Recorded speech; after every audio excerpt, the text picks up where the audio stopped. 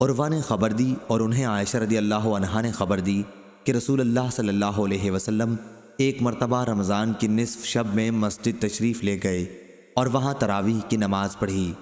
کچھ صحابہ رضی اللہ عنہم بھی آپ صلی اللہ علیہ وسلم کے ساتھ نماز میں شریک ہو گئے۔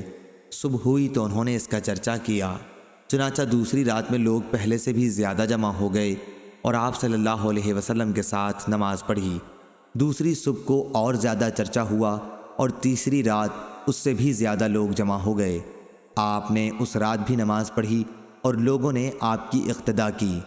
چوتھی رات کو یہ عالم تھا کہ مسجد میں نماز پڑھنے آنے والوں کے لیے جگہ بھی باقی نہیں رہی تھی، لیکن اس رات آپ صلی اللہ علیہ وسلم برآمد ہی نہیں ہوئے بلکہ صبح کی نماز کے لیے باہر تشریف لائے۔ جب نماز پڑھ لی تو لوگوں کی طرف متوجہ ہو کر شہادت کے بعد فرمایا، اما بعد، تمہارے یہاں جمع ہونے کا مجھے علم تھا، لیکن مجھے خوف اس کا ہوا کہ کہیں یہ نماز تم پر فرض نہ کر دی جائے اور پھر تم اس کی ادائیگی سے عاجز ہو جاؤ۔ چنانچہ جب نبی کریم صلی اللہ علیہ وسلم کی وفات ہوئی تو یہی کیفیت قائم رہی۔ صحیح بخاری حدیث نمبر 2012۔